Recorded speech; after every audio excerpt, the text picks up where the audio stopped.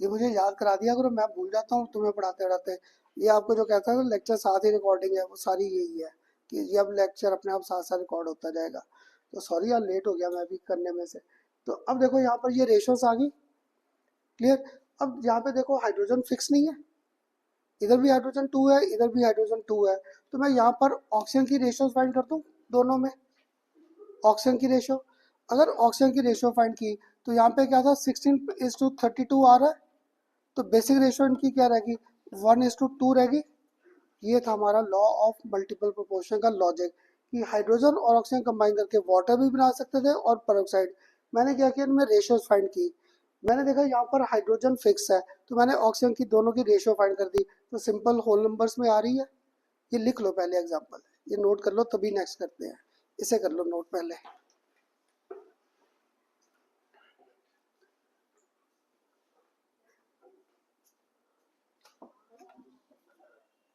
अच्छा, आइए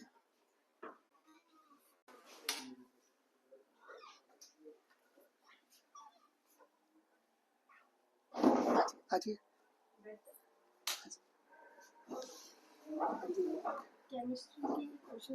किस क्लास के लिए? +2। तो 11th कहाँ से पास आउट? संस्कृति। तो तुम्हारे स्कूल के तो बच्चे आ रहे हैं संस्कृति के, गर्ल्स आ रही है। देखा, खुशी शायद आपके स्कूल में है।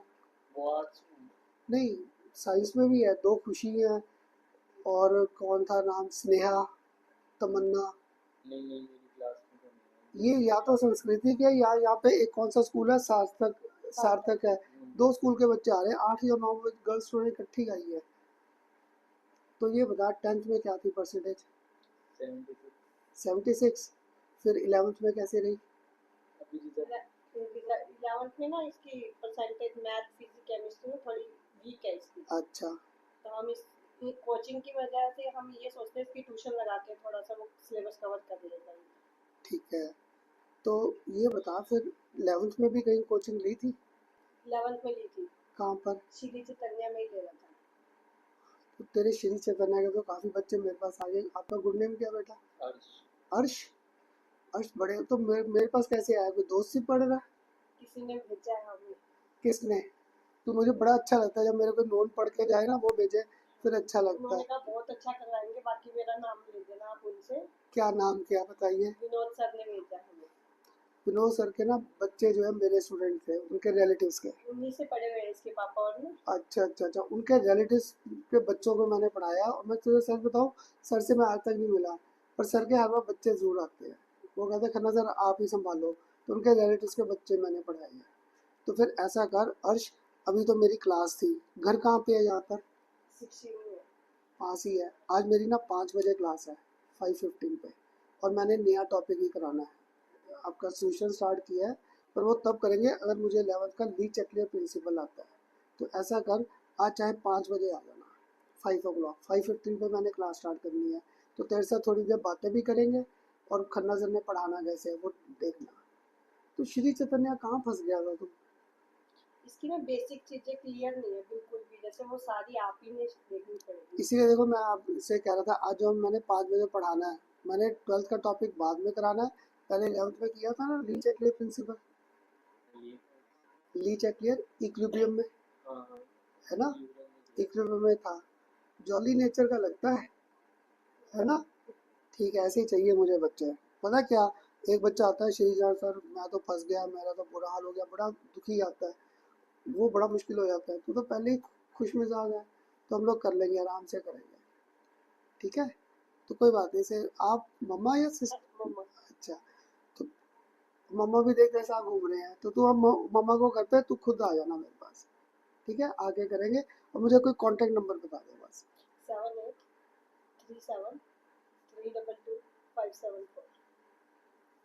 तो बाकी भी रख ली फिर, फिजिक्स मैं और। अभी बात करूंगी साथ में, उन्होंने कहा अरुण को साथ में बताया उन्होंने। हाँ, तभी अरुण बात गोयल है। करके करेंगे। आप उनको चाहे मेरा नाम दे देना, अरुण गोयल को कहना खन्ना सर ने कहा था, या विनोद सर कह देना, या मेरा कह देना चाहे। और पता है क्या, ये नहीं कि मैं हम लोग कह रहे तो तुम्हें यही जाना है, नहीं अच्छा लगेगा तो बता देना कि खन्ना सर मुझे तो पसंद ही है, मैंने तो कहीं और देना है। और उनको कह भी देना कि खन्ना सर के मैंने 5 बजे जाना है, तो उन्होंने कहा था बात कर लो फिर तुम मेरे पास आ। फिर तो ऐसा अगर उधर बात करेगा तो तेरा टाइम भी हो जाएगा, फिर घर चाहे ना आ जाए, कॉपी पेजेस मैं दे दूंगा तुझे, मम्मा को जाने देना, तू रुक जाना, ठीक है, जाएगा ये। चलो कोई बात नहीं, 5 बजे पूरे आ जा फिर। ठीक है ठीक, सर। आपके ट्यूशन फीस वगैरह बता दो, आप थोड़ा सा आइडिया दे दो हमें। मैं विनोद सर ने भेजा ना, तो जैसे कहोगे कर लेंगे। फिर भी आप थोड़ा सा मैं आइडिया फीस के लिए कोई नहीं छोड़ के गया, मुझे कभी भी नहीं गया छोड़ के, कोई भी नहीं। फिर भी आप थोड़ा सा आइडिया दे दो। इसे क्लास लगाने दो, इसे पढ़ के अच्छा लगे, मैंने फीस को कभी इंपॉर्टेंस नहीं दी। मुझे होता है जो बच्चे आ रहे हैं इनको अच्छा लगे।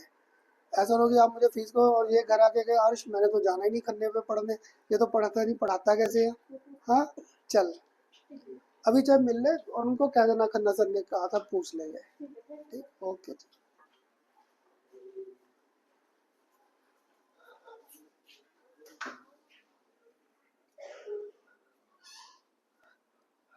हाँ जी, सबने कर लिया नोट, कर लिया, कुछ क्लियर हुआ। रेशो कैसे था, यहाँ पे हाइड्रोजन क्या था, दोनों में फिक्स है। अगर हाइड्रोजन फिक्स है तो मैंने ऑक्सीजन की रेशियो फाइंड कर दी, 16:32, बेसिक क्या आ गई 1:2।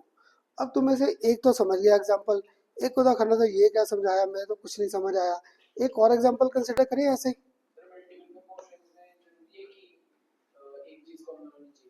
नहीं वो अभी इसने मेरा देख, यही तो कहता हूँ तुम्हें पढ़ाने का, स्टार्टिंग में मैं इकट्ठे सेम कर रहा हूँ, लास्ट एग्जाम्पल में वो भी चेंज कर देंगे। क्लियर, अभी तो समझा रहा था इसलिए मेरे दिमाग में वो एग्जांपल थे जिनमें एक चीज़ पहले ही फिक्स है, हो सकता है नहीं आएगी, फिर देखेंगे क्या करना है। क्लियर, ऐसे ही जब मैंने देखो कार्बन और ऑक्सीजन को कंबाइन किया, मैंने अभी CO2 बनाया था, है ना। आप में से किसी ने कहा खन्ना सर ये तो CO भी बना सकता है ना, we can get formation of CO also. अगर CO ऑल्सो है तो हमें यहाँ पर भी रेशियोज आ जाएंगे। क्लियर, तो मुझे फाइंड कराओगे इसकी रेशियो क्या लिखे हैं। Good, 12 parts by mass of carbon. Clear, क्या आ जाएगा आगे, 32 parts by mass of oxygen. ऐसे ही इसका क्या करें, good, 12 parts by mass of carbon, आगे 16 parts by mass of oxygen. अब देखो इसमें कार्बन फिक्स आ रहा है, दोनों में कार्बन फिक्स है ना अन्या, दोनों में कार्बन फिक्स। तो अब ऑक्सीजन की रेशियो फाइंड करूँ, 32:16 क्या आ रही है, 2:1 आ रही है, होल नंबर्स में रेशियो आ गई। ये था हमारा law of multiple proportion. Clear, तो दिया। अब मुझे एग्जाम्पल पे ना इसको डिफाइन करना भी आसान हो जाएगा, अभी लिखवा भी दूंगा। ये कहता क्या, whenever two elements combine to form two or more than two different type of compound, masses of one of the element which combine with fixed mass of the other bears simple whole number ratio to one another। फिर repeat करता हूँ, two elements combine to form two or more than two different type of compound, masses of one of the element which combines fixed mass of the other bears simple whole number ratio to one another. उन सब की ratio क्या होगी, हर बार whole number में घूमेगा। ये था हमारा law of multiple proportion. Clear, ये था लॉ ऑफ मल्टीपल प्रोपोर्शन कि जिसका मास रेशियो फाइंड कर रहा था वो फिक्स मास दूसरे से कंबाइन कर रहा था, तो these will always bear simple whole number ratio to one another. किसी को अभी भी मुश्किल लगा अखंड साहब मुझे तो नहीं समझ आया, इस पे घुमा लेते हैं डेफिनेशन। क्या कहता था law, two elements combine to form two or more than two different type of compound, masses of one of the element which combines with fixed mass of the other bears simple whole number ratio to one another। ये था हमारा law of multiple proportion. तुम्हारे final paper में पता नहीं कितनी बार define करना आया, कितनी बार इसकी डेफिनेशन आई है, तो इसको ना क्रैम मत करो, एग्जाम्पल लिख लो, एग्जाम्पल लिखकर खुद डेफिनेशन बना दो। एक नंबर की तो डेफिनेशन आनी है ना, वर्ड बाय वर्ड तो मुझे नहीं याद होगा, तो आप वर्डिंग लिखोगे एटलीस्ट आधा नंबर तो मिल जाएगा, और कोई मेरे जैसा टीचर है वो तो पूरे भी दे देगा, क्योंकि वर्ड बाय वर्ड हमें रट्टाफिकेशन करना ही नहीं है। क्लियर, अभी आ रहा है ना आपका 9th-10th अगर पढ़ रहे थे, बोर्ड के पेपर का सारा स्टाइल चेंज कर रहे हैं। पहले वो 9th-10th में करेंगे, तुम्हारा को किस्मत अच्छी कहूँगा मैं तो, तुम्हारे टाइम जो अब 11th में आ गए, 11th और 12th का कोलेब्रेशन रहता है, ये तुम्हारी 12th में कोई चेंज नहीं करेंगे, 11th-12th नेक्स्ट ईयर से पता नहीं हमारी 11th और 12th में भी क्या चेंजेस ले आएंगे। अभी 9th और 10th में चेंजेस ला रहे हैं, अभी तो सिर्फ थोड़ा मैथ्स का था एडवांस और सिंपल। अब शायद साइंस को भी ऐसे कर रहे हैं, फिजिक्स केमिस्ट्री और बायो तीनों को देख चेंजेस ला रहे हैं। तो हो सकता है तब तक 11th 12th में भी आ जाए, पर तुम्हारा ऐसे ही चलेगा 2 साल, क्योंकि एक बार स्टार्ट हो जाए ना सेशन फिर ये चेंज नहीं करते हैं। क्लियर। अब बताओ सबको ये लॉ क्लियर हुआ? मतलब कि दो एलिमेंट्स हैं, उनमें से एक तो हमेशा सेम रहेगा, फिर जो फिक्स, दूसरा वाला जिसका चेंज होगा बस उन दोनों की रेशियो फाइंड करनी है। क्लियर। क्योंकि अब देखो चलो, अब अगर आप सबके दिमाग में ऐसे क्वेश्चन घूम रहे हैं ना, ये 2 केस मैंने आसान लिए। जैसे जय ने शादी का खन्ना सर हर बार फिक्स होगा, हर बार फिक्स नहीं होगा। तो एक और एग्जांपल पहले क्लियर कर दूं ताकि जो आपके मन में डाउट। हाँ तो मैंने क्या बोला, मासेस फिक्स जरूरी तो नहीं है, उसे मैं फिर फिक्स कर दूंगा, उसे मैं फिक्स कर दूंगा। चलो जो आपके अगर डाउट्स इतने आ रहे हैं अपना डेफिनेशन बाद में लिखते हैं। एक और एग्जांपल करें। मैंने एक और एग्जांपल ना, और ये तुम्हारा बड़ा कॉमन है कंपटीशन में, ये बड़ी बार आया है। मैंने N2O दे दिया, एक मैंने आपको NO दे दिया, एक मैंने आपको N2O3 दे दिया, एक आपको मैंने यहाँ पर आपको N2O4 कर दिया, और एक मैंने आपको यहाँ पर N2O5 कर दिया। ये ना जब हम लोग 12th क्लास में जाएंगे, अगर आपको खन्ना सर आपको इतने कैसे याद है, हमारे 12th क्लास में पी ब्लॉक का चैप्टर है, वहाँ पे इन सबके ना मेथड्स ऑफ प्रिपरेशन और इनकी रिएक्शंस है। तब करके मुझे इतने कंपाउंड याद रहते, नहीं तो मेरा कौन सा दिमाग है इतना याद रखना। वहाँ पे इन सबके मेथड्स प्रिपरेशन, ये कॉम्पिटिशन के लिए क्वेश्चन आते हैं। तो यहाँ पे ना देखो मैंने क्या किया, दो एलिमेंट्स को कंबाइन किया। क्या बोला था, 2 और more then 2 different type of compound. तो ये 1, ये 2, ये 3, ये 4 और 5 कंपाउंड्स बना दिए। अब इसमें देखें, एक नाइट्रोजन घूम रहा है और एक ऑक्सीजन, एक नाइट्रोजन और एक ऑक्सीजन, एक नाइट्रोजन और एक ऑक्सीजन, एक नाइट्रोजन और एक ऑक्सीजन, एक नाइट्रोजन और ऑक्सीजन घूम रहा है। अब याद है नाइट्रोजन का एटॉमिक मास क्या था 14, ऑक्सीजन का क्या था 16। तो यहाँ पर फर्स्ट केस में क्या आ जाएगा 28 और इसका 16 आ जाएगा। नेक्स्ट में मेरे पास क्या आ जाएगा 14 और इधर भी क्या आ जाएगा 16। नेक्स्ट में क्या आ जाएगा आप बताते जाओ, 28 और नीचे 48। नेक्स्ट में क्या आ जाएगा 28 और 64। नेक्स्ट में क्या आ जाएगा 28 और 80। ये आ गए। पता क्या, मेरे साथ ऐसे टेबल बना के ना तुम्हें ये फायदा रहेगा। अब तुम लोग बताओ, मैंने एक चीज को फिक्स करना था, जैसे अभी आप कह रहे थे ना, आप पूछ रहे थे खन्ना सर हर बार फिक्स आएगा। अब तुम लोग बताओ मैं किसे फिक्स करूँ, नाइट्रोजन या ऑक्सीजन? किसे फिक्स करें यहाँ पे, नाइट्रोजन को कांस्टेंट मानूं या ऑक्सीजन को? है ना, मेरे जैसा ना ऑक्सीजन 2 देख के कहता है खन्ना सर ऑक्सीजन को कर दो। पर अगर आपने टेबल बनाया, नाइट्रोजन सारी जगह 28 है, सिर्फ एक जगह घूम रहा है 14, तो इसको मैं फिक्स ना कर दूं, डबल कर दूं इसे। क्लियर। ये फायदा था ऐसे रेशियो लिखने का। ऐसे लिख के ना तुम्हारे व्यू में आ जाएगा। मेरे जैसा क्या करेगा, ऑक्सीजन को फिक्स करके बैठ गया, मेरी तो आगे कैलकुलेशन करते करते छुट्टी हो जाएगी। क्लियर। और तुम्हें से एक स्टूडेंट ने लॉजिक बना लिया, खन्ना सर जब मैंने ये देखा है तो ये भी नाइट्रोजन सेम है, ये भी नाइट्रोजन सेम है, ये भी और ये भी, खन्ना सर इसको भी सेम कर दो, दोनों को मल्टीप्लाई बाय 2 कर दूं, घूम फिर के सेम बात हो जाएगी। इसको 2 से कर दूं तो ये क्या आ गया 28 और ये क्या आ जाएगा 32। अब याद करो ये लॉ क्या कहता था, अगर मैंने नाइट्रोजन को फिक्स कर दिया तो this oxygen should bear simple whole number ratio to one another. यही कहता था ना, अगर नाइट्रोजन फिक्स है तो this oxygen should bear simple whole number ratio to one another. तो लिखो 16, आगे क्या है 32, आगे क्या है 48, आगे क्या है 64, आगे क्या है 80। तो ये बेसिक रेशियो रहेगी, रह जाएगी सिंपल होल नंबर। इसे मैंने एग्जांपल ना पहले ही सोचा था, मुझे पता तुम बच्चों की ना कहाँ पे फायरिंग आएगी। अब मेरे पढ़ाने का अब भी लॉजिक क्लियर हुआ। मैं पहले क्या करता हूँ फिक्स ले लेता हूँ ताकि मुझे आसानी हो जाए समझाने की, फिर मैं इनको घुमाने लगा। और ये तुम्हारे एमसीक्यू का बड़ा कॉमन क्वेश्चन है, these will bear simple whole number ratio, सारी अलग अलग रेशोस होंगी। पर जिसको मेरे साथ लॉजिक क्लियर था कि ऊपर नाइट्रोजन सारी जगह फिक्स है, सिर्फ एक जगह 14 है, इसको अगर मैं ट्वाइस करूँ तो मुझे ऑक्सीजन को भी ट्वाइस करना पड़ेगा ताकि रेशो क्या रह जाए सेम। तो करके ये पक्का है, this was our law of multiple proportion.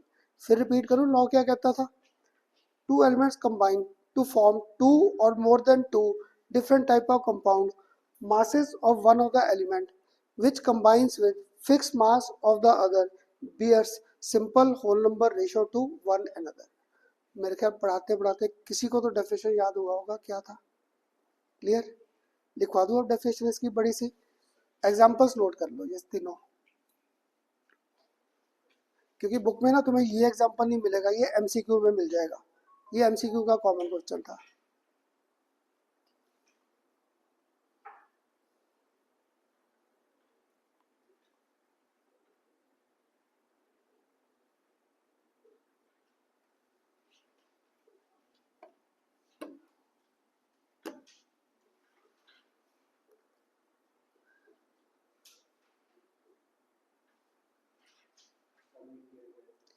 इसमें ये देख N2O सारे थे, मैंने नाइट्रोजन और ऑक्सीजन लिख दिए। इसमें नाइट्रोजन का क्या था 14 एटॉमिक मास है, तो 14 इंटू 2 28, ऑक्सीजन का क्या आ गया 16, इधर नाइट्रोजन का क्या था 14, ऑक्सीजन का क्या था 16। नेक्स्ट में नाइट्रोजन 14 इंटू 2 28, 16 इंटू 3 48, नेक्स्ट में नाइट्रोजन फिर 28, ऑक्सीजन 16 इंटू 4 हो गया तो 64, नेक्स्ट में नाइट्रोजन क्या 28, ऑक्सीजन क्या हो गया 16 इंटू 5 तो वो क्या आ गया 80। तो अब देख यहाँ पर क्या था, अगर मैं इसको 2 से मल्टीप्लाई कर दूँ तो नाइट्रोजन ऊपर फिक्स हो गया, तो अगर मैंने इसको 2 से किया, इसको भी 2 से करना पड़ेगा ताकि रेशो सेम रह जाए, इसलिए 16 का क्या हो गया 32। अब इसकी मैंने रेशो फाइंड की 16, 32, 48, 64 और 80, इन सब में मेरे पास 16 कॉमन नहीं है। ये देख आरव, इधर मैंने सबको 16 से डिवाइड कर दिया कॉमन फैक्टर से, वो 10th में नहीं करते थे वो LCM HCF least common highest common factor, तो मैंने लीस्ट कॉमन से सबको मल्टीप्लाई कर दिया तो रेशियो एक आ गई मेरे पास। तो क्या बोला था, सिंपल होल नंबर रेशियो रहेगी। ऐसे ना गुड, जिसको जहाँ पे डाउट है मुझे रोक दो, क्योंकि कई बार फ्लो में मैं आगे निकल जाता हूँ, तो मुझे रोक दो, नजर बता दो कैसे है। जैसे आपने कहा ना वो रिएक्शन का था, तो रिएक्शंस बना के पढ़ लो, उससे जल्दी याद हो जाता है। क्योंकि तूने भी एक मेथड बता दिया, अगली बार से मैंने भी यही करना है, उनकी रिएक्शन लिख दो ताकि तुम्हें व्यू में आ जाए। करिए अब डिफाइन। चलो मैं भूल गया डेफिनेशन, तुम लोग बनाओगे हिंदी इंग्लिश पंजाबी सारी मिक्सचर में बना दो, इसकी क्या डिफाइन करें इस लॉ को, मैं तो भूल गया क्या था, क्या लिखें डेफिनेशन, कुछ बोल दो। हाँ आना, कुछ बना दो।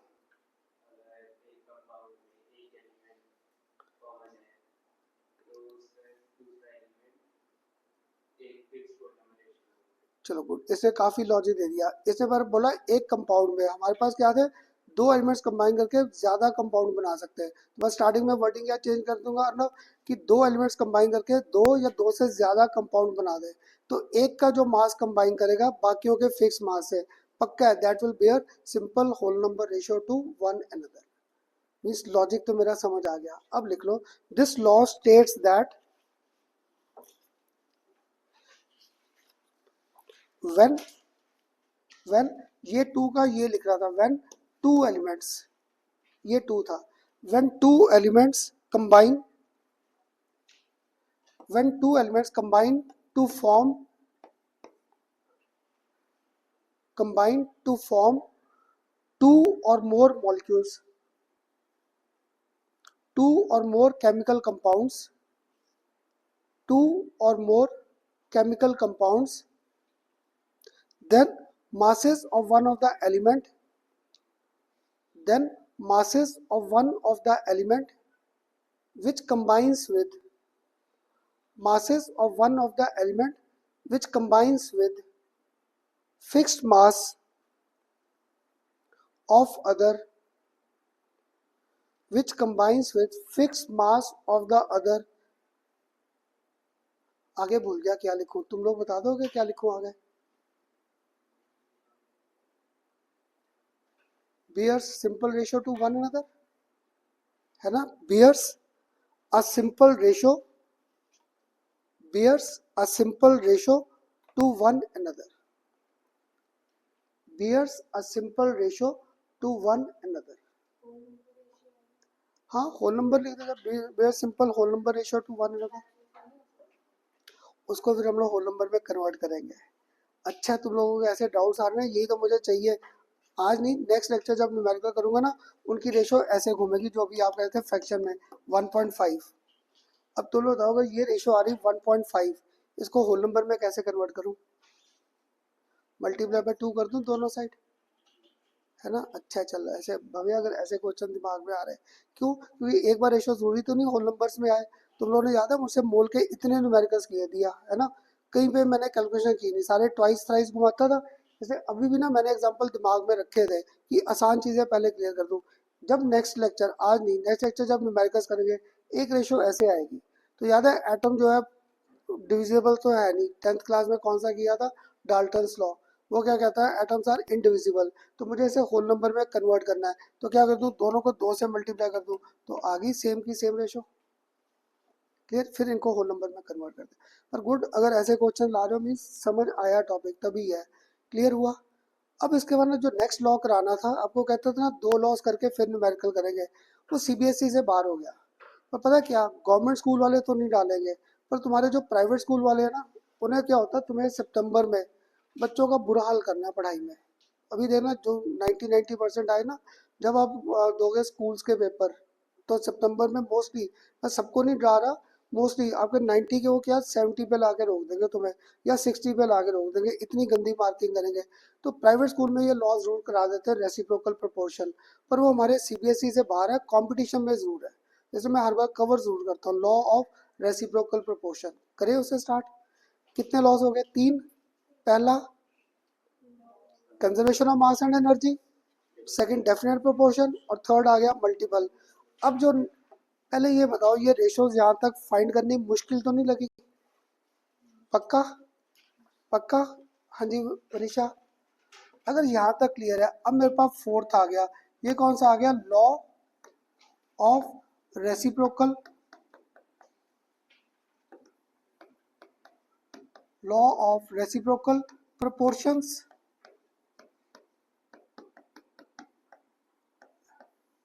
देखो इस लॉ की जो डेफिनेशन है वो तो मुझे चाहिए नहीं, क्योंकि सीबीएसई में तो आनी नहीं, पर तुम्हारे स्कूलों में कोई प्राइवेट वाले ना डाल दें, या इसके न्यूमेरिकल्स इंपॉर्टेंट है, एमसीक्यू में ना इसके न्यूमेरिकल सबसे ज़्यादा इंपॉर्टेंट है लॉ ऑफ रेसिप्रोकल प्रोपोर्शन के। तो मैंने ना यहाँ पर इसके लिए ना एक सिंपल सा एग्जाम्पल लिया, इधर मैंने कर दिया कार्बन, इधर मैंने कर दिया ऑक्सीजन, इधर मैंने कर दिया हाइड्रोजन। अभी तक याद है 2 एलिमेंट्स को लेकर चल रहा था, अब 3 एलिमेंट्स को ले लिया। क्लियर, ये ना आराम से समझ लेना, बड़े एग्जाम्पल कराऊंगा, 3-4 एग्जाम्पल्स मैंने कराने हैं। क्लियर, तो पहला मैंने किया कार्बन, ऑक्सीजन और हाइड्रोजन। आपने कहा खन्ना सर ये दोनों कंबाइन करके क्या बना सकते थे, CO2। ये अगर दोनों कंबाइन कर जाए तो क्या बना सकते थे, CH4। अगर ये दोनों कंबाइन कर जाए तो we could get formation of water. तो मुझे ना इस टॉपिक में बड़ी रेशोज फाइंड करनी थी, और मुझे डर क्या लग रहा है, तो आप तीनों मुझसे 3 बजे से पढ़ रहे थे 2:45 से, कहीं यहाँ तक आते ना बस में हो जाए, खन्ना सर ने ये रेशो क्या करा दी। तो मैं ना कई साल पहले जब ये रेशो कराता था, पूछो मत, मेरे दिमाग में भी क्या क्या घूमता रहता था कि रेशो गलत ना आ जाए। फिर तुम बच्चों को कहता था डाउट मत पूछना, पहले मुझे करने देना। फिर एक दिन कराते कराते ना मुझे इसका एक लॉजिक मिल गया, इसमें मैंने रेशोज बड़ी फाइंड करनी है। क्लियर, तो मैंने बेसिकली क्या किया, इसलिए आज ये लॉ पहले करा रहा था, न्यूमेरिकल्स नहीं कर रहा था। ये बेसिकली लॉ कम्बिनेशन था किसका, डेफिनेट प्रोपोर्शन और मल्टीपल प्रोपोर्शन, दोनों को मैंने इकट्ठा कर दिया इस कंसेप्ट में। कैसे, इधर देखो एक ये CO2 बन रहा है, तो एक रेशो CO2 की आ जाएगी, यहाँ पर आ जाएगी CO2 की रेशो। एक देखो कार्बन किससे कंबाइन कर रहा है, हाइड्रोजन, ऑक्सीजन किससे कंबाइन कर रहा है, हाइड्रोजन। तो दैट मीन मैं हाइड्रोजन को यहाँ फिक्स नहीं कर रहा, हाइड्रोजन को फिक्स कर रहा हूँ। तो जो मैंने ट्राइंगल बनाया है, जो मैंने इधर रखा है, इस चीज़ को फिक्स कर रहा हूँ। फिक्स मैं कहाँ पे करता था, लॉ ऑफ मल्टीपल प्रोपोर्शन में नहीं करता था। तो दैट मीन यहाँ पर मल्टीपल प्रोपोर्शन का कंसेप्ट है। ये क्या बन रहा है, CH4, और इधर मेरे पास क्या बन रहा है, फॉर्मेशन ऑफ वाटर। तो ये रेशोज को मैंने कंपेयर करना था, एक इसकी रेशो आएगी और एक इनकी रेशो आएगी, इन दोनों रेशोज को कंपेयर करना है। This was our law of reciprocal proportion. तो पता नहीं अब मैं क्या कितने साल हो गए, 10 साल हो गए, 12 साल हो गए, 15 साल हो गए, मैंने इस लॉ को ऐसे पढ़ाना शुरू किया कि लॉ ऑफ रेसिप्रोकल बेसिकली क्या है, 2 लॉज का कम्बिनेशन था। तो ये कार्बन और ऑक्सीजन ने कंबाइन करके बना दिया CO2। कार्बन भी हाइड्रोजन से कंबाइन कर रहा है, ऑक्सीजन भी हाइड्रोजन, मीन्स मैंने हाइड्रोजन को फिक्स कर दिया। तो फिक्स मैं कहाँ करता था, law of reciprocal, law of multiple में एक क्वांटिटी फिक्स करता था, मैंने हाइड्रोजन को फिक्स कर दिया। तो तुम लोग बताओगे इसकी रेशियो अगर मैं फाइंड करूँ, क्या लिख सकता था, 12 parts by mass of carbon combines with 32 parts by mass of oxygen, लिख सकता था ये। तो यहाँ पर क्या आ गया, 12:32 आ गई रेशो, ये आ गई 12:32। और इसको अगर बेसिक फाइंड कर दूँ तो घुमा फिरा कर क्या रह गया, 3:8 रह गई। क्लियर। अब इधर करें, इन दोनों की मुझे रेशो फाइंड कराओगे। CH4 की क्या लिखे, 12 parts by mass of carbon combines with 4 parts by mass of hydrogen, और वाटर की क्या लिखूं, 2 parts by mass of hydrogen combines with 16 parts by mass of oxygen। अब मैंने किसको फिक्स करना था, हाइड्रोजन को, है ना। इधर हाइड्रोजन 4 है, इधर हाइड्रोजन क्या 2 है, इसको 2 से मल्टीप्लाई कर दूं ताकि हाइड्रोजन फिक्स हो जाए। अब मेरा पढ़ाने का क्लियर हुआ। पहले 3-4 एग्जाम्पल में मैं किसी को नहीं कर रहा था, पहले ही फिक्स आ रहा था, water H2O2, CO2 CO, clear, सब में फिक्स आ रहा था। पर यहाँ पर ये फिक्स नहीं आ रहा, तो इसको मैं क्या लिख सकता था, और 4 parts by mass of hydrogen combines with 32 parts by mass of oxygen लिख सकता था। किसको फिक्स कर दिया, अब आ रहा हूँ यहाँ पे हाइड्रोजन को, तो कार्बन और ऑक्सीजन की रेशियो फाइंड कर सकता था। अगर कार्बन और ऑक्सीजन की रेशियो फाइंड करता, क्या आ रही है 12:32, तो क्या आ गई रेशो 3:8, दोनों रेशो सेम आ रही थी। ये था law of reciprocal proportion. Clear कि ये जो रेशोस है, these ratio should come out to be same, और कुछ ना कुछ और भी आएगा। पहले एग्जांपल में ये रेशो सेम आ गई, तो पता क्या, तुम बच्चे जो मुझे पढ़ा गए हो, खन्ना सर को आप होमवर्क दे दिया करो, ये या करो CO और ऑक्सीजन, CO2 तो नहीं, कार्बन मोनोऑक्साइड भी तो बना सकता है। कार्बन और हाइड्रोजन कंबाइन करके CH4 तो नहीं है, कोई भी हाइड्रोकार्बन बना दो, C2H4, C2H6, C3H8, C6H6, कुछ भी बना सकता था। हाइड्रोजन और ऑक्सीजन कंबाइन करके परऑक्साइड भी तो बन सकता था। तुम्हारे पास घर पे एग्जांपल नहीं मिल गए घर पे ट्राई करने के लिए, कम्बिनेशन बनाकर देखते जाओ कौन कौन सा बन सकता है। आंसर सबके सेम आएंगे, पर कब आएंगे, ऐसे। अब तुम लोगों ने जब घर जाके इसको पढ़ा, तुम लोगों ने क्या किया, जल्दी जल्दी में हाइड्रोजन इधर कर दिया, ऑक्सीजन इधर कर दिया, कार्बन इधर कर दिया, तो मेरी रेशो चेंज नहीं होगी। इस बार वाटर मेरा चला गया डेफिनेट प्रोपोर्शन में, हाइड्रोजन भी कंबाइन कार्बन से कर रहा है, ऑक्सीजन भी कार्बन से, इस बार तुम लोगों ने कार्बन को फिक्स कर दिया। तो ऐसे बस ये है कि जो तुम्हारे आयरन के ट्राइंगल के टिप पे है, उसे हम लोग फिक्स कर रहे हैं। नहीं, मैं टिप ऊपर मान लेता हूँ, क्योंकि कॉर्नर तो सारे ही हैं इसके, फिर मुझे ऐसे समझाना पड़ेगा, वो मुश्किल है, इसलिए मैंने ऐसा समझा दिया। ठीक, टिप तो इधर भी है, अच्छा सारी तरफ घूम रहा है, तो मैंने ऊपर वाले को टिप मान लिया। क्लियर। इसको याद है 10th में पक्का ये बेस मान लेते हैं, वो करते नहीं थे वो हाफ हाइपोटेन्यूज बेस वगैरह, तो मुझे मैथ्स तो काफ़ी भूलभाल चुका, ट्रिग्नोमेट्री तो छुट्टी होगी अब करते हैं, तो वहाँ पे ऐसे नहीं करते थे हाइपोटेन्यूज बेस, तो ये बेस मान लिया मैंने। ठीक। अब बताओ थोड़ा सा रेशियोज का कंसेप्ट क्लियर हुआ, एक कैसे फाइंड की, एक पहले एग्जांपल नोट कर लो, और इसमें किया गया बस गर्वित मैंने इसको मान लिया डेफिनेट प्रोपोर्शन, और इन दोनों को क्या मान लिया, आने यहाँ पे मल्टीपल प्रोपोर्शन के बेस पे फाइंड कर दिया। एक एग्जांपल नोट करो, एक और करते हैं फिर डिफाइन करेंगे इसे।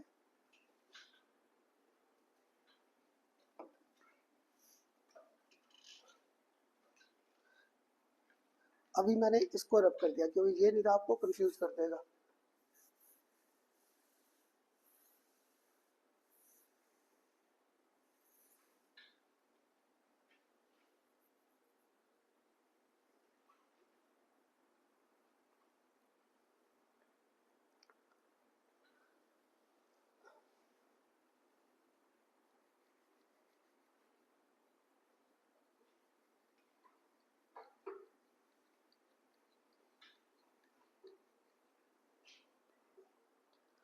आ रहा क्लियर हुआ कि नहीं, पक्का। देखो नहीं तो तुम्हें ना कोई भी डाउट आए टॉपिक की, मैं आकर डेली आता हूँ यहाँ पे 10:30 में। क्लियर। तो अरब आपको नहीं, सभी से कह रहा था जिसको ये टॉपिक मेरे साथ रिपीट करना सर एक बार फिर करा दो कि यार रेशोज बड़ी थी फाइंड करनी, मुझे नहीं समझ आया, मुझे रिपीट करना है। मैंने कल सुबह 10:30 यहाँ आ जाता हूँ। अगर तुम्हारी यहाँ पे कहीं पे भी क्लास है 11 बजे 12 बजे 1 बजे, मेरे पास आ जाओ, मुझसे आगे दोबारा रिपीट कर लो, जितनी बार मर्जी कर लो।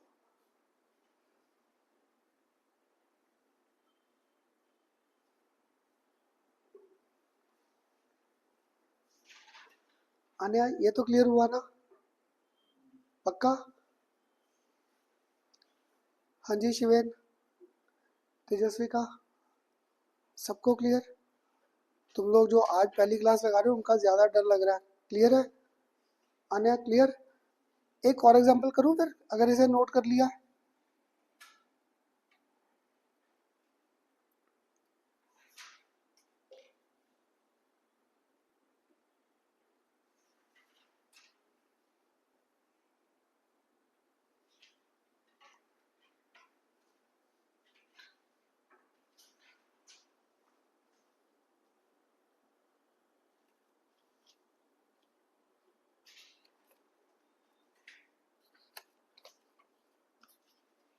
करें एक और एग्जांपल, कर लिया नोट सब? हाँ जी, इसलिए मैंने अभी छोड़ डेफिनेशन बोली नहीं, इसमें रेशो सेम आ गई, किसी में सेम नहीं भी आएगी, नेक्स्ट में यही होगा शायद, फिर उसमें कोई और लॉजिक बोल देंगे। क्लियर? अब मुझे ना एक और एग्जांपल आपके साथ कंसिडर किया ऐसे ही। अब मैंने इधर कर दिया हाइड्रोजन, इधर कर दिया ऑक्सीजन, इधर कर दिया सल्फर। इन दोनों ने कंबाइन करके क्या बना दिया? वाटर। इन दोनों ने कंबाइन करके क्या बना दिया? Hydrogen sulphide. इन दोनों ने कंबाइन करके क्या बना दिया? SO2 बना सकते थे, बन सकते थे तीन। क्लियर? तो अब जब मैं नया नया पढ़ाता था ना, मैं इन रेशोज में ऐसे कंफ्यूज होता था। अब आप बताओ मैं यहाँ पर किस किस की कैसे रेशो कंसिडर करूँ? हाइड्रोजन और oxygen law of definite proportion पे चला गया, चलो गुड। इधर मेरे पास H2O आ गया। अब हाइड्रोजन भी किससे कंबाइन कर रहा है? सल्फर। ऑक्सीजन भी किससे कंबाइन कर रहा है? सल्फर।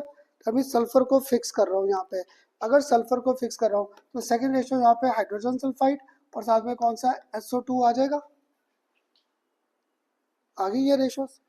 अगर तुम लोग ना ऐसे टेबल बना लोगे फिर ये बड़े आसान कंसेप्ट है। अब दिया मुझे इसकी रेशो फाइंड करनी नहीं आ रही वाटर की, कैसे करूँ? Good.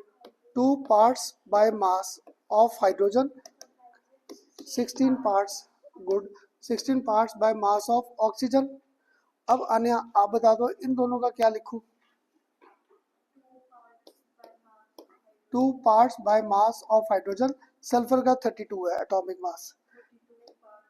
32 parts by mass of sulphur, है ना तेजस्वी का? इसका क्या लिखूं? Good. 32 parts by mass of sulphur with 32 parts by mass of oxygen. अब देखो इस बार सल्फर फिक्स हो गया है, मुझे किसी को मल्टीप्लाई डिवाइड करने की जरूरत, क्योंकि इस बार क्या था दोनों में 32 है। अगर दोनों में 32 है, इसकी रेशियो फाइंड करो तो क्या आ रहा है? 2:32। 2:32 की बेसिक रेशियो निकाला तो क्या आ गई? 1:16। इसकी रेशियो निकालूं 2:16 तो बेसिक रेशियो क्या आ गई? 1:8। पहले में देखो दोनों 3:8 आई थी, आई अब ये सेम?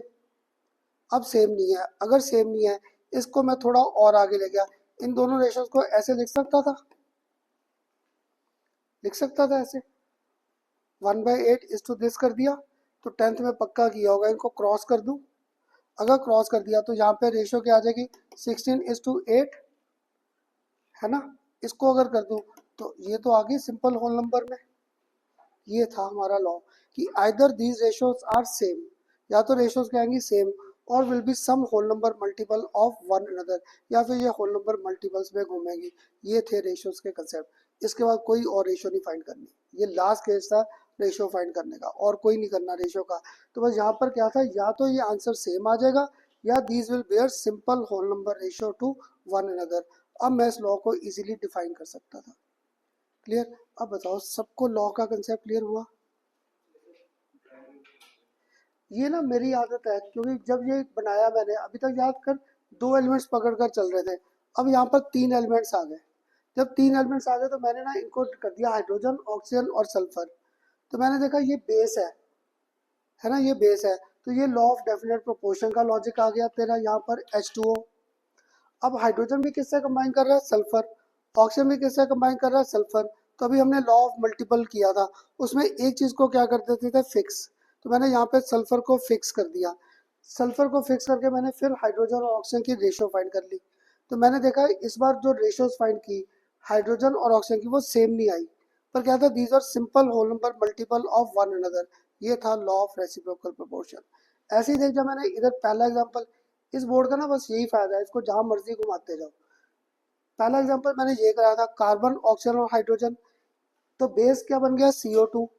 कार्बन किससे कंबाइन कर रहा है? हाइड्रोजन। ऑक्सीजन भी किस ये तो मल्टीपल प्रोपोर्शन का लॉजिक है, तो मैंने इन दोनों को पकड़ लिया। जैसे इन दोनों को पकड़ा तो देख यहाँ पे हाइड्रोजन फिक्स नहीं हो रहा, मुझे हाइड्रोजन को फिक्स करना था, तो मैंने इसको फिक्स कर दिया 2 से मल्टीप्लाई करके, फिर रेशो फाइंड कर दी। ये दोनों रेशोज क्या आ गई, सेम। तो या तो ये रेशो सेम आएंगी या क्या होगा, some whole number multiple of one another. और तुम्हें जरूरी नहीं है हर बार ऐसे चलना है, तुम में से कोई घर जाकर इनकी फाइंड करना था, हाइड्रोजन ऑक्सीजन और सल्फर। भूल के खन्ना सर ने सर्कल कैसे बनाया था, आपने यहाँ पे कर दिया सल्फर, यहाँ पर ऑक्सीजन, यहाँ पे क्या कर दिया हाइड्रोजन। तो इधर तुम्हारे पास क्या बन जाएगा फिर SO2, यहाँ पर हाइड्रोजन सल्फाइड, और यहाँ पे क्या बन जाएगा वाटर। तो अब आप बता दो मुझे भी एक बार, पक्का हो जाएगा, ये लॉजिक पूरा क्लियर है। अब कौन कौन सी रेशो कंसिडर करें, गुड, एक SO2 की और एक H2S और दूसरा कौन सा H2O। अब देखो हाइड्रोजन हो रहा है यहाँ पे फिक्स, खुद दी कि नहीं। सर अगर हमें रैंडमली भी दिए एलिमेंट्स दे दिए तो हमें कैसे पता चले किसको टिक पे रखना है? वही तो मैं कह रहा हूँ, मुझे कौन सा याद रहता है, मैंने घुमा दिया, जैसे मर्जी घुमा दो।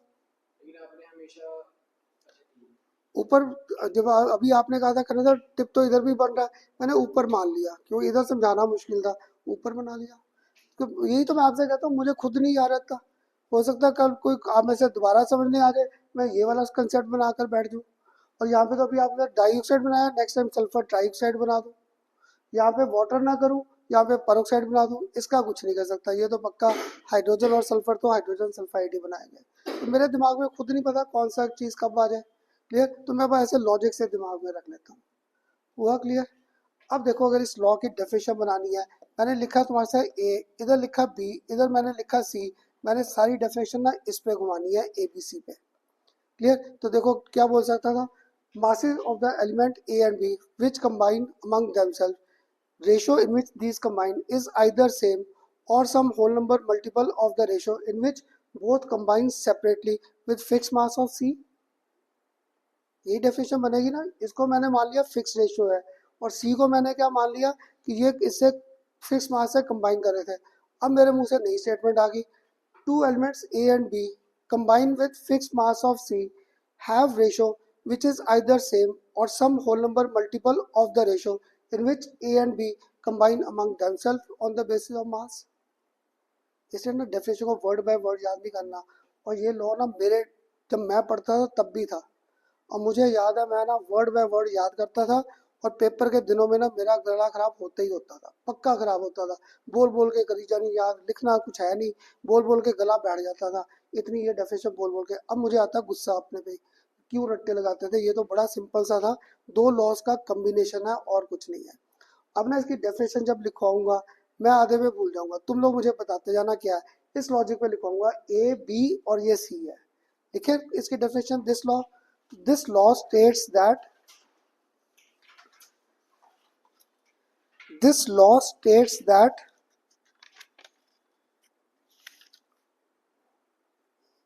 the ratio of the masses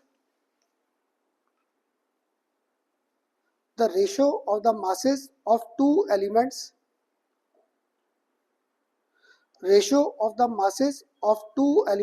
A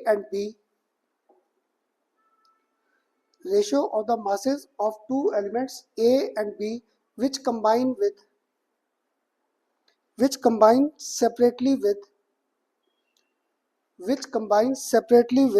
fixed mass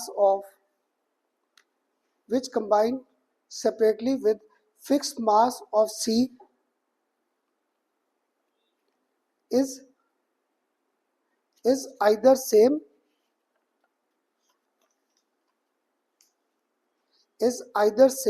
अब आगे भूल गया, तुम लोग बताओ पढ़कर क्या लिखे आगे। गुड, मीन्स समझ आ गया, मुझे यही था, तुम्हारे सबका ना चेहरे पड़ रहा था, मुझे टेंशन हो रही थी, मीन्स समझ आ गया क्या था। और bear simple whole number ratio और some multiple of the ratio of masses in which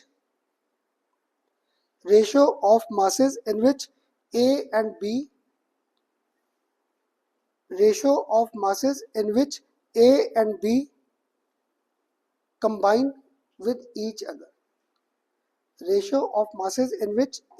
B combine with each other, अब बताओ पूरा लॉ क्लियर हुआ सबको।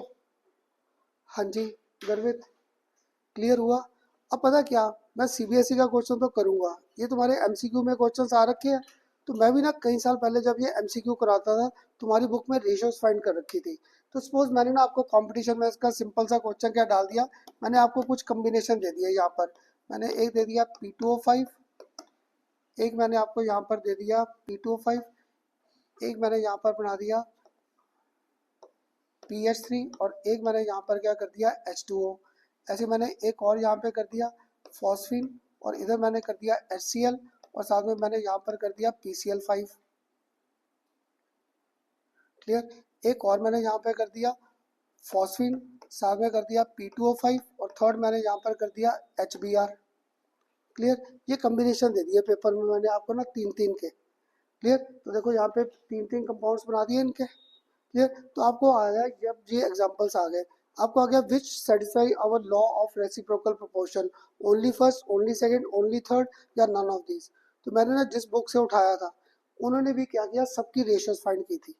तो एक साल तुम में से कोई स्टूडेंट मिला, कहता खन्ना सर आप रेशियो फाइंड करो, मैं नहीं करता। अगर ये 3 कॉम्बिनेशन दिए, इसमें कौन कौन सा एलिमेंट घूम रहा है, फॉस्फोरस, और कौन सा घूम रहा है, चलो हाइड्रोजन, और कौन सा घूम रहा है, ऑक्सीजन। ये तीनों ही नहीं घूम रहे। एक कौन सा बनाया PH3, एक कौन सा बनाया P2O5, एक कौन सा बनाया H2O। ऐसे दूसरे में बताओगे कौन कौन सा एलिमेंट है, फॉस्फोरस और हाइड्रोजन और Cl घुमा रखा है। तो ये यहाँ पे क्या बन गया PH3, यहाँ पे क्या बन गया HCl, और यहाँ पर क्या बन गया PCl5। अब ये नेक्स्ट में बनाओ, फॉस्फोरस है, हाइड्रोजन है, और ऑक्सीजन, और तो दैट मीन्स इसमें ट्रायंगल बना। तो स्टूडेंट ने मुझे ये कहा, मुझे इतना अपने पे गुस्सा आया ना कि हम लोग इतने साल हो गए पढ़ाते हैं, जैसे बुक में दिया वही पढ़ाते रह जाते हैं। क्लियर। कहता खन्ना सर सारी रेशियोज फाइंड ही क्यों कर रहे हो, आपके 2 में ट्रायंगल बन गए, अभी पक्का है this will satisfy our law of reciprocal proportion. कहता खन्ना सर फोर्थ में तो बना ही नहीं है ना, फोर्थ में तो ट्रायंगल बना ही नहीं। कहता सर ट्रायंगल ही नहीं बना तो लॉ ऑफ रेसिप्रोकल कहाँ से होल्ड गुड करेगा। क्लियर। तो कंपटीशन में थोड़ा आसान नहीं हो जाएगा जब तुम्हें ऐसे क्वेश्चंस आ गए।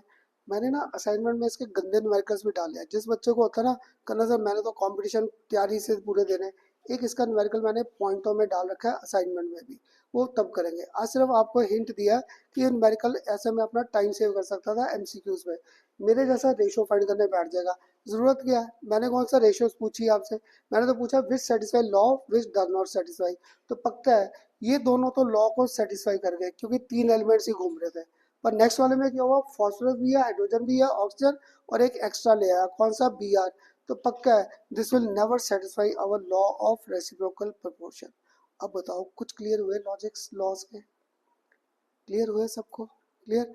अभी ना मेरा मन न्यूमेरिकल और कराने का है नहीं, नहीं तो तुम लोगों का ना आज जो चेहरे पड़ रहा था बुरा हाल हो जाएगा। न्यूमेरिकल और नहीं करेंगे आज, जितने अभी तक न्यूमेरिकल्स कराए सारे पार्ट क्लियर हुए, पक्का है, कोई डाउट यहाँ तक किसी को कोई है जो अगर खन्ना से ये रिपीट कर दो कैसे था क्या किया, पक्का। तो आज ना ऐसा करते हैं, न्यूमेरिकल तो नहीं करते, आज एक लॉजिक दे दूं, क्योंकि नेक्स्ट टाइम मैंने आपके साथ क्या करना है, मोल कंसेप्ट स्टार्ट करना है। मोल कंसेप्ट क्योंकि मैंने कौन सा कराना है फिर नेक्स्ट, गैलुजैक्स लॉ। उससे पहले ना 30-40 मिनट्स मुझे इस टॉपिक के न्यूमेरिकल्स कवर करने हैं। पर जब वो मोल कंसेप्ट कराएंगे ना, 10th क्लास तक तुम में से किसी ने नहीं पढ़ा मोल, है ना, सिर्फ मॉलिक्यूल्स का कंसेप्ट पढ़ा है। आज मैं सिर्फ मॉलिक्यूल्स को ना मोल के साथ रिप्लेस करूंगा और कुछ नहीं करना। तुम लोग जब 10th क्लास में याद है लिखते थे ये रिएक्शन, हाइड्रोजन को रेड किया क्लोरीन के साथ, क्या बनता था, 2 मॉलिक्यूल्स ऑफ HCl आ गए, यही बोलते थे ना 2 मॉलिक्यूल्स। हम लोग 11th में आके करेंगे, इनको मॉलिक्यूल्स नहीं बोलेंगे, इसको रिप्लेस एक नई टर्म से कर दूंगा बाय मोल। इसे हम लोग रिप्लेस कर देंगे बाय मोल टर्म। तो हमें यहाँ पे क्या था, हाइड्रोजन का 1 है, इधर क्लोरीन का 1 है, तो हम लोग क्या करेंगे 1 mole of hydrogen combines with 1 mole of chlorine to give us formation of 2 moles of HCl। तो जो आप 10th में पढ़ कर आए थे मॉलिक्यूल्स या एटम, मैं मॉलिक्यूल और एटम से बाहर किस में आ जाऊंगा, मोल कंसेप्ट में। इसे हम लोग वर्ड क्या देते हैं, कंसेप्ट। क्लियर। जैसे देखो यहाँ पे अगर हाइड्रोजन का मास फाइंड करूँ तो कितना आ जाएगा 2 ग्राम, क्लोरीन का फाइंड करूँ यहाँ पे क्या आ जाएगा 71, क्योंकि क्लोरीन का अगर याद है 35.5 था एटॉमिक मास, तो ये 71 आ जाएगा। आगे मेरे पास क्या आ जाएगा 2 इंटू, तो चलो इसका भी 2 नहीं, इसका मैं अगर HCl का ही फाइंड करता तो ये 36.5 आ जाएगा हाइड्रोजन का 1 और Cl का।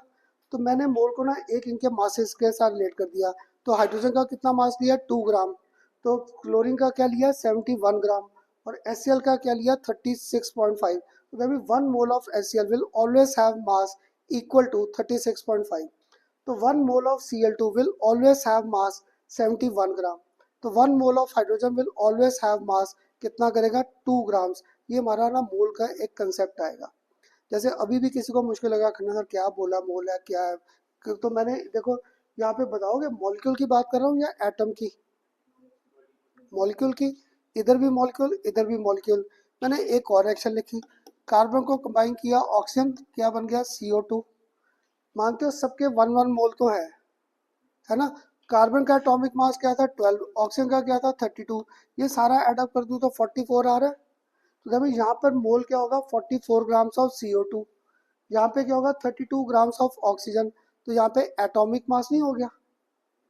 तो जब मैंने मोल को एटॉमिक मास और मॉलिक्यूलर मास के साथ रिलेट करना है कि मोल कुछ नहीं है, एक कंसेप्ट है जिसे एटॉमिक मास और मॉलिक्यूलर मास के साथ मैंने को रिलेट करना है आपस में। अगर अभी भी किसी को मुश्किल लगा तो ये नहीं कहूँगा इंडिया कुछ नहीं है, इंडिया तो हमारे लिए मेन था।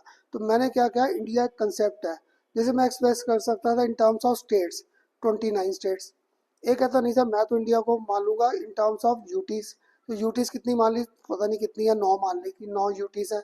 एक आया खन्ना सर मैं तो इंडिया को एक्सप्रेस करूंगा इन टर्म्स ऑफ रिवर्स, तो रिवर्स की तो बड़ी लाइन लगी पड़ी है, क्लियर। तो सारी रिवर्स ने मिलकर क्या किया इंडिया बना दिया। ऐसे ही मोल है, मोल एक कंसेप्ट है, कंसेप्ट है जिसे एक्सप्रेस कर सकते थे मॉलिक्यूलर मास या फिर एटॉमिक मास के साथ। ये मोल का ना नेक्स्ट लेक्चर में कंसेप्ट आएगा। किसी को अगर अभी भी मुश्किल लगा तो मैंने इनको ना एक एग्जाम्पल और दिया था कि हमें पैसे की भाषा जल्दी समझ आ जाती है। 1 रुपी ले लिया, 1 रुपया कुछ भी नहीं था, इसको अगर मैं 50 पैसे में करूँ तो 50 पैसे इंटू 2 हो गए। ऐसे ही 1 रुपया कुछ नहीं है, 25 पैसा इंटू 4 कर दूँ। ऐसे ही 1 रुपया कुछ नहीं है, इसे मैं 20 पैसा इंटू 5 कर दूँ। ऐसे ही 1 रुपया कुछ नहीं है, इसे मैं 10 पैसा इंटू 10 कर दूँ। ऐसे ही हमारा मोल था, मोल कुछ नहीं है, एक कंसेप्ट है जिसे एक्सप्रेस कर सकता था मॉलिक्यूलर मास, एटॉमिक मास या फिर क्या था ऐसे नंबर्स के साथ रिलेट करना। मैंने ना नेक्स्ट लेक्चर शायद मोल कंसेप्ट से थोड़ा सा इंट्रोडक्शन आ जाएगा जो आप सबने मुझसे किया था। मुझे ना बस एक कंटिन्यूटी बनानी थी, जैसे तुम्हारे साथ कहा था ना पहले दिन से मेरे साथ कोई लेक्चर खराब नहीं जाएगा आपका, कि ऐसा नहीं होगा कि कन्ना सर ने टाइम पास के लिए पढ़ाया था। मैंने इसलिए आपको टॉपिक्स कराए थे कि थोड़ा सा आपको मोल कंसेप्ट क्लियर हो जाए। और आप बच्चों का क्या होगा 3-3 4-4 लेक्चर साथ हो जाएंगे, फिर मोल कंसेप्ट समझना आसान होगा। किसी के तो दिमाग में आ रहा है ऐसे हो जाएगा ना कंसेप्ट। जैसे अब देखो और किसके क्या एग्जांपल दूं आपको, ये रुपए वाला एग्जांपल तो सबसे आसान रहता ही है कि ये एटम्स के बेस पे घूम गए हमारे पास। तो क्या था 1 रुपी 50 पैसा। ऐसे ही मोल एटॉमिक मास भी था, मॉलिक्यूलर मास भी था, इन पे बस इनको लाकर घुमाते जाएंगे, क्लियर। जैसे अब देखो 15 सेक्टर है, अगर स्कूल्स के ऐड कर दूं कौन कौन से स्कूल है, तो जो स्कूल्स है एक तो मुझे यही ध्यान है भवन है, एक इधर शाह हॉलमार्क है ना, 2 स्कूल तो है, एक सब आप गिनती करने लगे कितने स्कूल आते रह रहे। तो न्यू इंडिया भी है, एक इधर ये भी तो है, गवर्नमेंट स्कूल भी तो है, क्लियर। तो ये सारे स्कूल्स ने मिलकर 15 सेक्टर बना दिया, क्लियर। अगर मैं यहाँ पे सारी बुक शॉप्स मान लूँ तो जितनी बुक शॉप यहाँ पर है उन्होंने मिलकर 15 सेक्टर बना दिया। ऐसे ही इसका था कि मोल कुछ नहीं है, सिर्फ एक कंसेप्ट है which could be express in terms of atoms, molecular mass, या फिर उसको और टर्म्स के साथ हम लोग रिलेट करते जाएंगे। वो नेक्स्ट लेक्चर। आज काफ़ी हैवी डोज लेक्चर दिया है, क्लियर हुए सारे न्यूमेरिकल्स। अब जब नेक्स्ट क्लास आओगे कोई तो एग्जांपल ट्राई करके आ जाओगे। एक जो मैंने अभी किया कार्बन, ऑक्सीजन और हाइड्रोजन किया था, घर पे ना एटलीस्ट इसी को ट्राई करके देख लेना एक एग्जांपल पे। CO2 ना बनाना, कार्बन मोनोक्साइड बना देना, क्लियर। CH4 ना बनाना, यहाँ पर C2H6 बना देना। यहाँ पे हाइड्रोजन ऑक्सीजन ना बनाना, वाटर परऑक्साइड बना देना H2O2। देखना रेशियोज फाइंड करके सेम आती है कि नहीं, एक प्रैक्टिस हो जाएगी आपकी।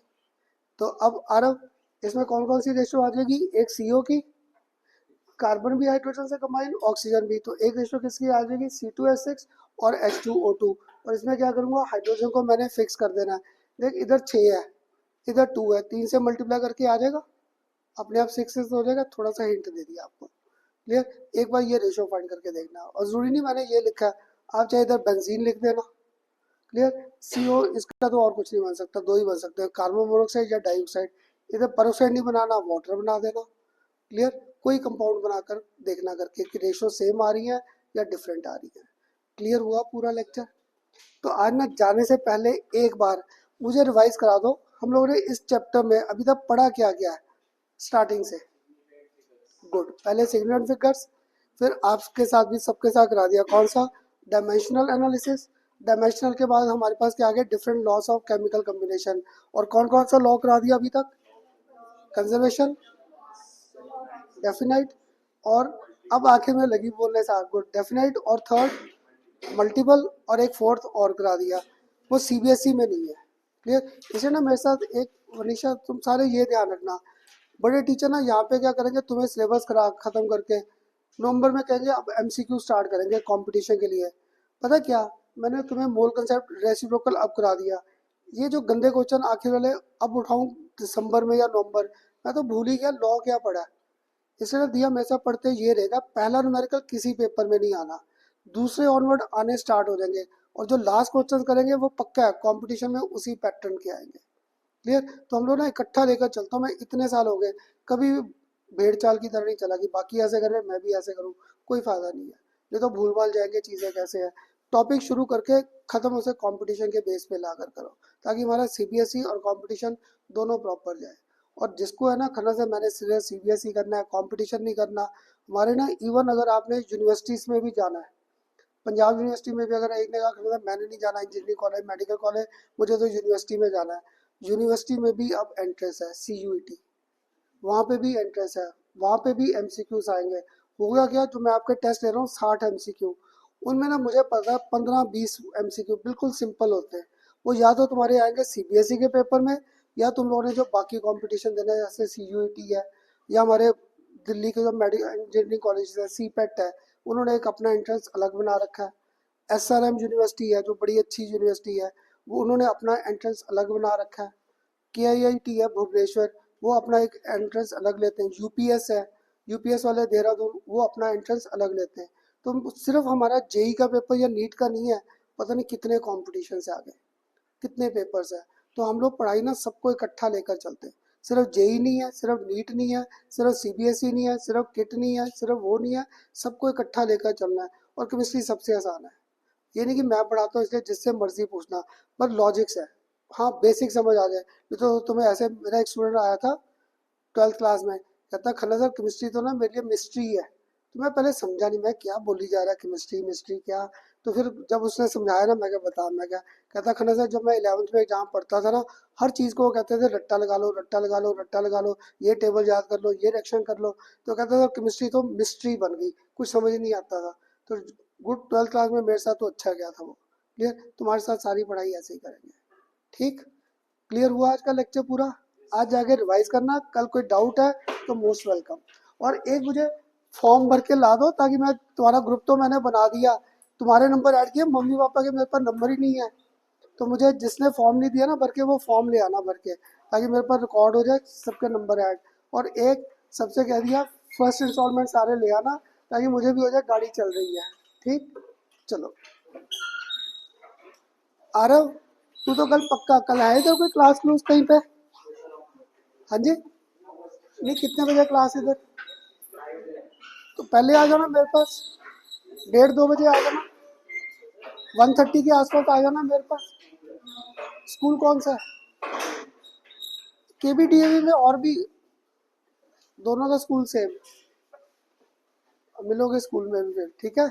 चल अगर आ जाए तो मेरे पास आ जाना पहले डाउट्स पूछने। ठीक।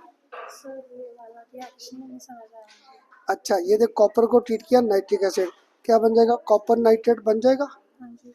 इसको मैंने हीट किया तो ये कॉपर ऑक्साइड बन गया, और बाकी नाइट्रोजन ऑक्साइड गैस निकल गई। ठीक। ऐसे ही जब नेक्स्ट था, मेटल को मैंने नाइट्रिक एसिड किया, कॉपर नाइट्रेट बनाया, फिर मैंने आगे NO से ट्रीट कर दिया, कॉपर हाइड्रोक्साइड बना दिया। अब इसको हीट कर दिया, इससे भी कॉपर ऑक्साइड बना दिया। मीन्स सिर्फ कॉपर ऑक्साइड बनाने के अलग अलग रास्ते दिए, और उनसे क्या था परसेंटेज सबकी। अच्छा ये लिखा नहीं आंसर फिर? मैं बाद में कुछ सॉल्व करूंगी अभी। चल ठीक है। अपने में होंगे कहीं। ठीक ठीक ठीक ठीक गुड, करके देना सबके से। रिएक्शन नहीं समझ आई तो मैं कब बाद में करूंगी। तो ये देखिए रोक देते ना, मुझे रोक दिया कर वहीं पे, इसे मैं तुम सबके चेहरे पढ़ा तभी तो तुम्हें पूछा था कि कहीं फंस रही है। हाँ, कोई बात नहीं, अब तो क्लियर हो गया। हाँ, अब स्माइल करके जा रही है, पहले तो इधर टेंशन में बैठी थी। आज लेट कैसे होगी? अरे कर तो कोई था नहीं, फिर मेरे को कैब करके आना पड़ा। मेरे फोटो तो घर कहाँ पे है? 11 यार तो पास ही है। ये भी नहीं कहूँगा पैदल आ जाती, ये भी नहीं कह सकता पैदल आ जाती, ना दूर पड़ेगा पैदल। चल ठीक है, ठीक ये ठीक ना है। मम्मा का नंबर है, आपको कुछ भी भेजना हो, कहीं भी रखना हो, इसी को करना। ये थोड़ा बिजी रहता है। ये किसका है, पापा का? हाँ, ये मेरे घर पास में जो रहता अभी नंबर आपने दे रखा है वो है। किसका है? मम्मा का ही है। अच्छा, ये मम्मा का ही है, बस ठीक है। मैं क्या, कहीं वो नानी अम्मा का तो नहीं था? नहीं नहीं, दादू। चल, ये वाला नंबर ये है मेरे पास, ठीक। हाँ, और मम्मा ना सर वो फीस स्ट्रक्चर पूछ रहे थे आप। उनको क्या पता क्या, वैसे मैंने सब ने यहाँ पे रखा हुआ 50, मैंने 45 ही रखा है। 45 इंस्टॉलमेंट्स में है, 2 में, 3 में, जैसे उनको कन्वीनियंट हो। 45,000 पहली इंस्टॉलमेंट है। शाबाश, तू मम्मी पापा ने कहा ना बैठ जा घर टिक के। 45 है, उसको डिवाइड कर दे, 15-15 करके कर दे, या पहले 20 करना है, बाद में 15-10 कर दे, जैसे मर्जी कर दे, जैसे। तो कोई और अपनी फ्रेंड तो पकड़ के ला। मैंने एक बोली है, विशाल सर पे आती है, अपेक्षा करके लड़की है। हाँ, तो लेके आना उसे फिर। केमिस्ट्री वगैरह लगाई थी, सिर्फ फिजिक्स के लिए। मैंने केमिस्ट्री का आप ही का नाम दिया। चल। कह रही थी हाँ मेरे को वहाँ भी आना है, तो पता नहीं वो कब आएगी। अब अभी तो वहीं जा रही है फिजिक्स की क्लास, तो उसको पकड़ फिर। मेरी पब्लिसिटी तुम बच्चे हो, ठीक है, पकड़ के ले आओ उसे। चल, ओके जी।